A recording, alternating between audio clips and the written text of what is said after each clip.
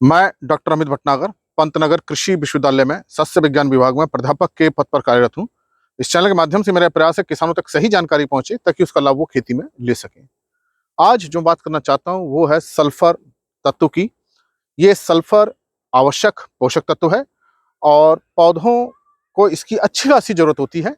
ये micro nutrient नहीं है, सूक्ष्म पोषक तत्व नहीं है, इसकी आवश्यकता ज्यादा होती है और इसके बहुत सारे काम होते हैं फसल के अंदर, पौधे की बढ़वार में, उसकी वृद्धि में, उसकी उपज बढ़ाने में।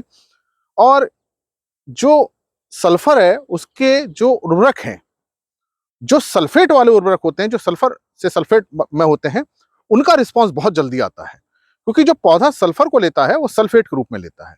तो हमको ये ध्यान रखना चाहिए कि अगर किसी उर्वरक में सल्फेट फॉर्म में है सल्फर तो वो जल्दी उपलब्ध होगा, और अगर वो सल्फर के रूप में है या किसी दूसरे रूप में है तो वो धीरे धीरे उपलब्ध होता है।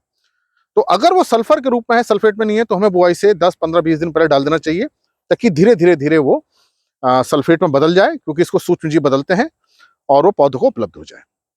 तो ये जो मौसम अभी चल रहा है, खरीफ का चल रहा है, और खरीफ की अब कटाई होगी खरीफ फसलों की, और इसके बाद जो रबी फसलों की जो बुआई है जो अक्टूबर नवंबर से शुरू होगी, वहां हमको सल्फर देना चाहिए।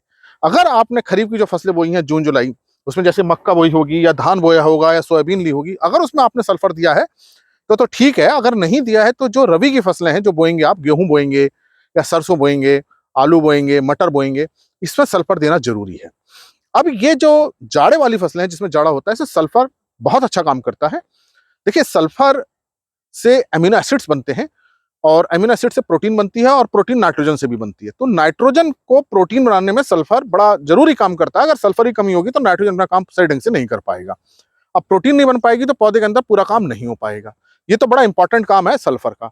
इसके साथ साथ अगर हम सरसों की बात करें, जो हमारी तिलहनी फसलें हैं, उसमें जो ऑयल बनता है, बीज के अंदर जो तेल की मात्रा बढ़ती है वो सल्फर मतलब गंधक से बढ़ती है। अगर उसमें सल्फर नहीं होगा तो गंधक तो उसमें तेल नहीं बढ़ पाएगा, चाहे आप नाइट्रोजन दें, फास्फोरस दें, पोटेशियम दें, जिंक दें, आयरन दें, सल्फर बहुत जरूरी है। तो अब हम बड़े दो इंपॉर्टेंट काम हम देखते हैं कि एक तो प्रोटीन बनाने का जो सभी फसलों को चाहिए, चाहे वो दलहनी है, तिलहनी है, अनाज वाली फसलें हैं, कोई भी है। दूसरा, तेल बनाने के लिए जो तिलहनी फसलों के लिए जरूरी है, इसलिए सल्फर देना बहुत जरूरी है। इसके साथ साथ जो सल्फर जब पौधों के अंदर होता है तो उनके अंदर गर्मी सहन करने की क्षमता, ठंड सहन करने की क्षमता बहुत अच्छी आ जाती है। तो जब जाड़े का जब मौसम होता है, बहुत ज्यादा ठंड पड़ती है, तो जब कोल्ड रेसिस्टेंस जो आएगा पौधों के अंदर, मतलब तापमान कम हो रहा है, ठंडा हो रहा है वातावरण, तो उसको सहन करने की क्षमता जो है वो सल्फर से आती है। तो अगर ऐसी फसलों में जो हम रबी में बोने जा रहे हैं अक्टूबर नवंबर में, उसमें अगर हम सल्फर देते हैं तो पौधे जो कम तापमान हो रहा है उसको बहुत अच्छे ढंग से सह लेते हैं और उनकी बढ़वार बहुत अच्छी होती है। तो ये एक बड़ा स्पेशल काम है सल्फर का कि वो ठंड से, गर्मी से, इन सब के प्रति सहनशीलता पौधों के अंदर लाता है। अगर सल्फर की कमी होती है या हमने नहीं दे रहे हैं कई सालों से, मिट्टी में इसकी कमी हो रही है, तो पौधे बहुत जल्दी ही इसके प्रति सहनशीलता खो देते हैं। जैसे तापमान कम होता है या ज्यादा होता है तो उनकी बढ़वार रुक जाती है। तो पौधों के अंदर वो हार्डीनेस बनी रहे, इसके लिए ये जरूरी है कि सल्फर उसमें पर्याप्त मात्रा में हो। तो ये सल्फर इसलिए हमको, ये जो हम फसलें आगामी सीजन में बोने वाले हैं अक्टूबर नवंबर में, उसमें हम जरूर दें। अब बात आती है कि कौन सा सल्फर दें, कितना सल्फर दें। जैसे मैंने शुरू बताया था कि जो सल्फेट वाला है, अगर वो हमको मिल जाता है तो हमको तुरंत रिस्पांस मिलता है। लेकिन जिसमें सल्फर होता है, जैसे बेंटोनाइट सल्फर है, 90% वाला आता है, ये हमें बुआई से 10-15 दिन पहले दे देना चाहिए, मिट्टी में दे देना चाहिए। और अगर नहीं दे पा रहे हैं तो बुआई के समय दें, धीरे धीरे रिलीज होगा। लेकिन अच्छा ये होगा कि 10-15 दिन पहले दे दें जब खेत में नमी हो। लेकिन किसान भाइयों को ऐसा मौका नहीं मिल पाता है, तो वो बुआई के समय बेंटोनाइट सल्फर जरूर दे दें। सल्फर को आप एनपीके के साथ, यूरिया के साथ मिलाकर के दे सकते हैं, इसमें कोई समस्या नहीं है। और इसकी मात्रा हमें करीब 10 से 12 किलोग्राम प्रति एकड़ रखनी चाहिए। तो अगर आप 10 से 12 किलोग्राम प्रति एकड़ बेंटोनाइट सल्फर देते हैं तो इसका बहुत अच्छा रिस्पॉन्स आता है। लेकिन नमी खेत के अंदर रहनी चाहिए।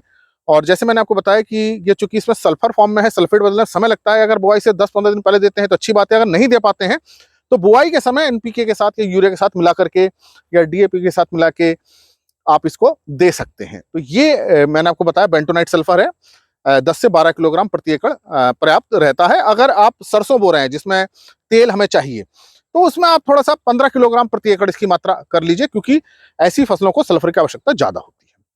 अब मान लीजिए बेंटोनाइट सल्फर नहीं है तो आप जिप्सम का प्रयोग करें। जिप्सम हमें 80 किलोग्राम प्रति एकड़ का देना चाहिए। ये भी बुवाई से 15-20 दिन पहले देने का प्रयास करना चाहिए, क्योंकि ये इसमें सल्फेट फॉर्म में तो है, लेकिन इसकी पानी में घुलनशीलता बहुत कम है। धीरे-धीरे घुलता है। इसलिए अगर आप बुआई से पहले दे देते हैं 10-15 दिन पहले, तो नमी के साथ ही घुलता रहेगा। जैसे-जैसे पौधे बड़े होते जाएंगे, उपलब्ध होता जाएगा। लेकिन अगर नहीं दे पा रहे हैं तो बुआई के समय आप दें, तो ये इसका फायदा आएगा। लेकिन अगर आपने जून-जुलाई में कोई सल्फर का उर्वरक दे रखा है, जिप्सम दे रखा है या बेंटोनाइट सल्फर दे रखा है, तो फिर आपको इसके देने की आवश्यकता नहीं रहती, क्योंकि वो पर्याप्त मात्रा में बना रहता है।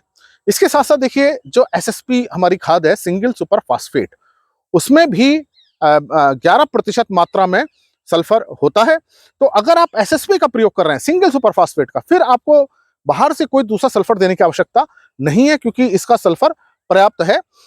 जितना आप एसएसपी देंगे वो उतना पौधों को मिल जाएगा और वो उपलब्ध करा देगा। तो ये बात आपकी समझ में आई होगी कि हमको अगर बेंटोनाइट सल्फर देना है तो 10 से 12 किलोग्राम प्रति एकड़ दे दीजिए, और अगर आप जिप्सम का प्रयोग करना चाहते हैं तो 80 किलोग्राम प्रति एकड़ का दीजिए। और एसएसपी खाद आप प्रयोग कर रहे हैं तो देखिए, जो एसएसपी की जो हम सामान्यतः अनुशंसा करते हैं, रिकमेंडेशन 60 किलोग्राम फास्फोरस की दर से अगर हम करते हैं प्रति हेक्टर की दर से, मतलब कि 24 किलोग्राम प्रति एकड़ की दर से करते हैं, तो हमको करीब 150 किलोग्राम एसएसपी प्रति एकड़ देना चाहिए। तो 150 किलोग्राम अगर आप एसएसपी दे रहे हैं बुआई के समय, तो सल्फर उससे पर्याप्त मात्रा में मिल जाता है, फिर आपको कोई सल्फर देने की आवश्यकता नहीं है।